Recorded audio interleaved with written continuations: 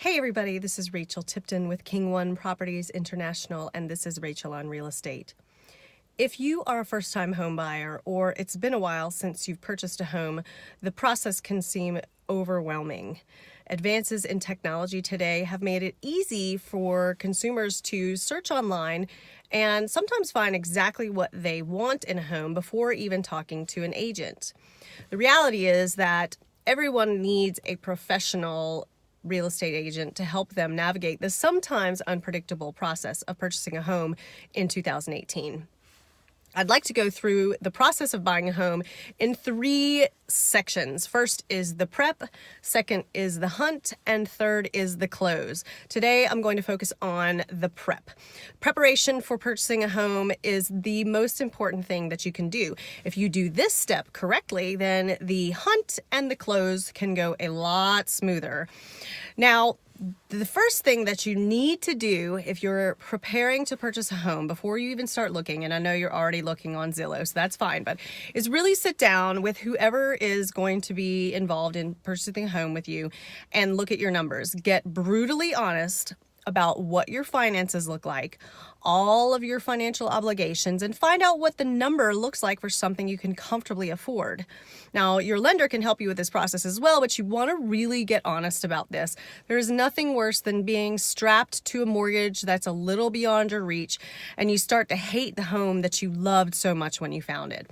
So get really honest about your numbers and start saving. There's a few things you need to save for unless you have a huge nest egg, which if you do, more power to you. But most people don't have a very big nest egg or not a big enough nest egg to include, number 1, closing costs, which can be 2 to 5% of your purchase price. So your closing costs, you need to budget for that. More important than that, I should have started with this, is your down payment. It's going to be 3 to 20% of the purchase price of your home.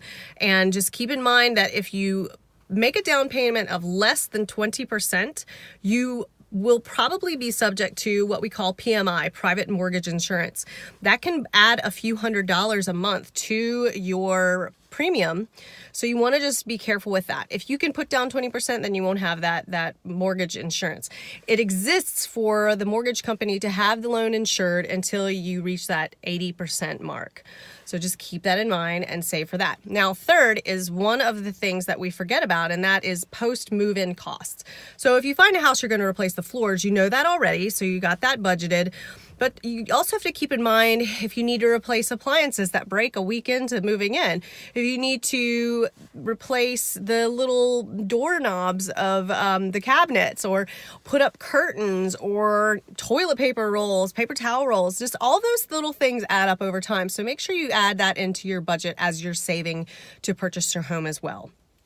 Next step is to check your credit. Now you can go to creditkarma.com and find out for free what the status of your credit is right now, and find out if there's some small things you can fix that would boost your credit score, or some big stuff that you really need to take some time and focus on. It's worth it. It doesn't take very long. And that's one thing that you bring to your lender. Now, the better credit score you have, the better rate you get, and the better chance you have of getting the loan that you want. So that brings us to our next step, getting your pre-approval letter. Now, pre-qualification with your lender is something you should do before you even start looking at houses, so that you know what you can afford.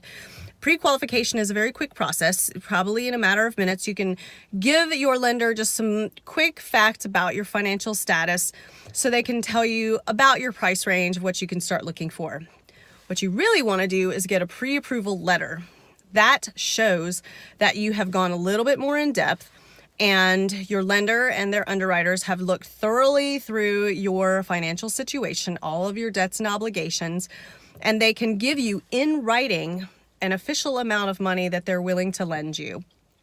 If you have this pre-approval letter, it will, number 1, let your agent know that you are a serious buyer.